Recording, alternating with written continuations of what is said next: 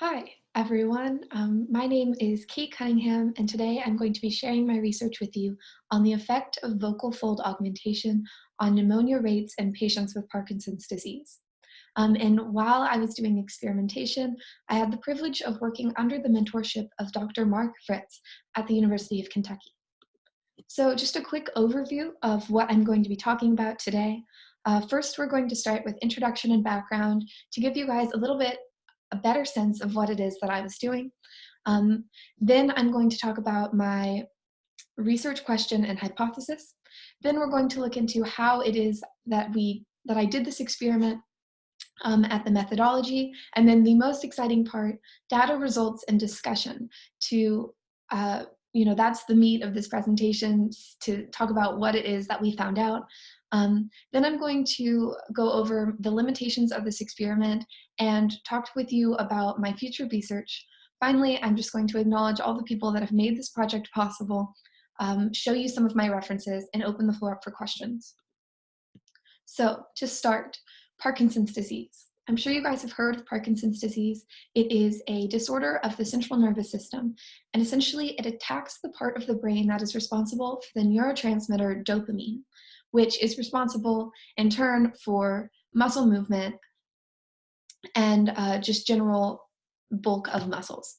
So this causes quite a variety of symptoms, but the ones that I am looking at in my experimentation are dysphagia, which is difficulty swallowing, and the difficulty of voice and the changes of voice that come with Parkinson's disease.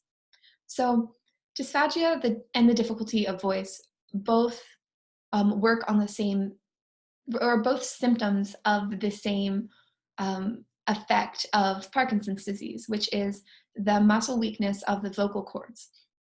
So essentially, Parkinson's patients end up having trouble producing the same sound, their voices tend to be weaker or breathier, and they have trouble swallowing, which causes them to, in turn, end up inhaling often lots of food, mucus, liquids, and even sometimes spit up or vomit. And there's a specific type of pneumonia called aspiration pneumonia, and that is the lung infection that is caused when you inhale all those things that I just mentioned. So due to this difficulty swallowing, Parkinson's patients are often diagnosed with aspiration pneumonia, and that's a super common cause of death for these patients. So a proposed solution to dysphagia and to the vocal problems that come with PD is vocal fold augmentation, also known as vocal fold injection or VFI. And because we know that PD causes this weakening of the vocal cords, essentially what VFI is doctors will go into the throat and inject either collagen or fat into the vocal cords to augment them or to bulk them up. And there are three common ways of doing this. You have two endoscopic procedures, which is through the mouth. You can do it in the operating room, or you can just do it in an office. And then the third one is a transcervical procedure, which actually goes through the throat, and it's a slightly more intense surgery.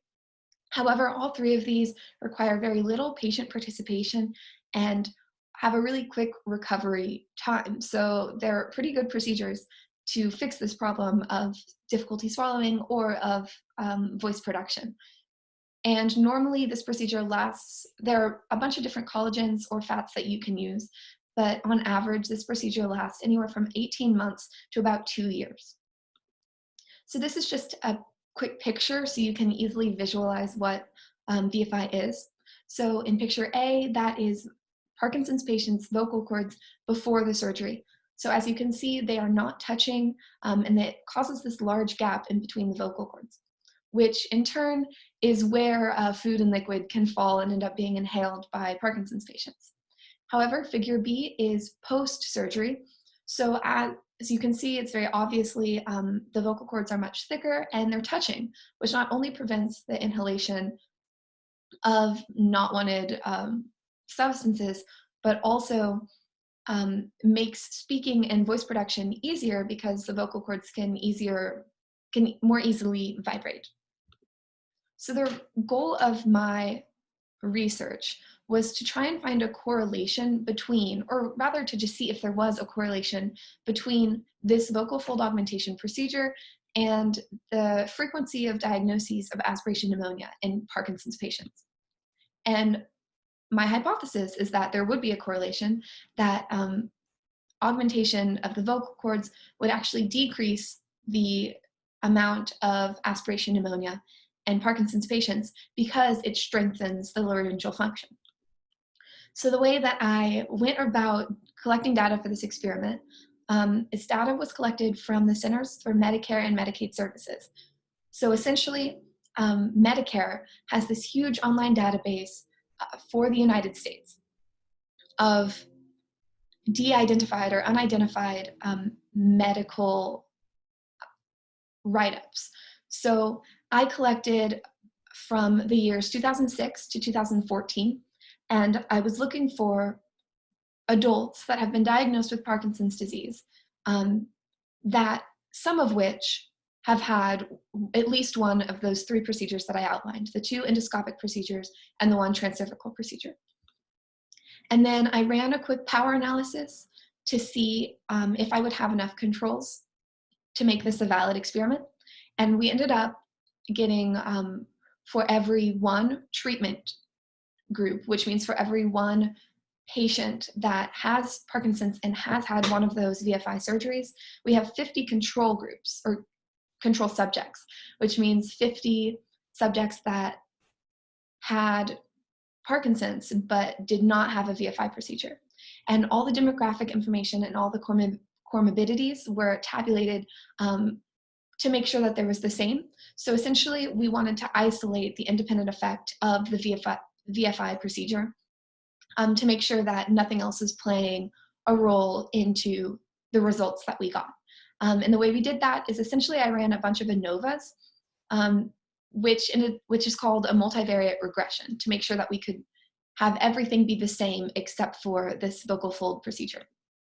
And now to the good stuff, the results. So I ended up having 279 patients that would be considered a treatment group.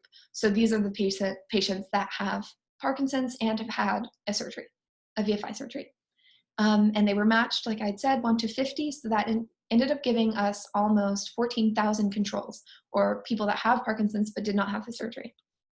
And I'm gonna move myself over here so you can see this graph, or this table, excuse me. But this first table is just outlining age and sex. So for example, for the Parkinson's patients that are under 65, we had 6.8 of our treatment group be under 65 and 6.7 of our control group under 65. And all this is making sure that everything is the same so we can isolate the independent variable that is vocal fold procedures. And once again, this is, instead of demographic information, it's comorbidities, which means like other things. I was looking for anything else that might affect the rate of Parkinson's. So for example, there are a bunch of different heart diseases on here. So we have peripheral vascular disease or congestive heart failure. I think there are 4 different things regarding to heart. There's chronic kidney disease, diabetes, hypertension, hyperlipidemia, and tobacco use. And again, all of these ended up being the same. So the p-value here is super high, which is good. It means that there's no significant difference between our treatment group and our control group, which is what we wanted. And once again, all this is isolating the independent variable that is the VFI procedure. So now for the good stuff. This is a table of how many patients were diagnosed with aspiration pneumonia within 2 years of getting the VFI procedure. So, or 2 years of being diagnosed with Parkinson's for the control group. So there were 44 patients in my treatment group that were diagnosed with pneumonia, which means there are 44 people that had the VFI procedure that were diagnosed. And there are 2,285 people that were diagnosed with aspiration pneumonia that did not have the VFI procedure. However, if you look at the percentages, it's only 15.8% as opposed to 16.5%. And unfortunately, the p-value for that is super high at 0.792, which means that there's no significant difference between those two numbers. And then I ran a quick, some quick stats to figure out what the relative risk was for the patients that have this VFI procedure, which essentially what I was looking for is the relative risk to be less than 1, which would mean that it was helping people survive. And my relative risk ended up being 0.93, which on the surface looks good, but if you can see, the range crosses from way under 1 to way above 1, and the p-value of that is 0.692, which again is not anywhere close to significant.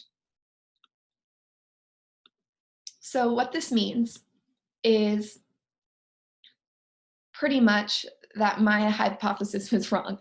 So the odds of obtaining pneumonia are the same whether or not a Parkinson's patient has had the vocal fold procedure or not, which is the opposite of my hypothesis, and it is not what I was hoping the case would be. So some limitations of my experiment.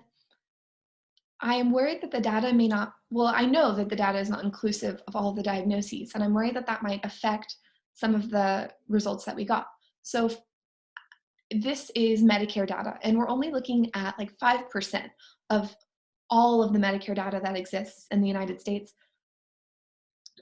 Therefore, we're missing quite a bit of information, and we have enough numbers for this to be a significant experiment and like a statistically valid experiment. However, there are a lot of diagnoses that we aren't catching.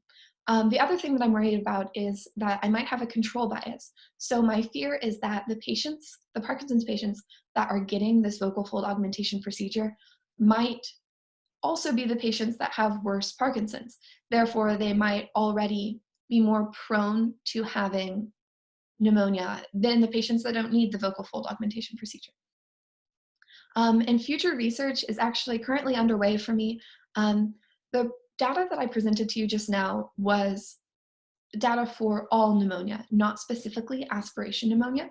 So my next steps for this is I'm looking into specifically aspiration pneumonia and whether or not that is going to change the results to this experiment.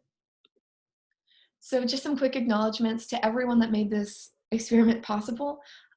First of all, Dr. Josh Bell, who ran statistics for me and helped me understand what statistics it was that we were doing. And secondly, Dr. Mark Fritz, who was my mentor throughout this whole project. And then we have Dr. Sloggy, Dr. Croak, and Dr. Stimple, who were previous mentors and really helped me understand what the voice is and really got me excited about this experiment. Obviously, I want to extend a big thank you to the University of Kentucky, the Kentucky Young Researchers Program, and the MSTC program at Dunbar for making this whole experiment possible and for giving me the opportunity to do research like this. And a huge thank you to Ms. Karen Young, who is the MSTC director and who has just offered me so much guidance throughout this whole process. Lastly, I do want to thank my mom and my dad, Dr. Emily and Larry Cunningham, for not only keeping me sane throughout these 2 years of doing this project, but also offering me guidance and offering me and being so involved in this experiment.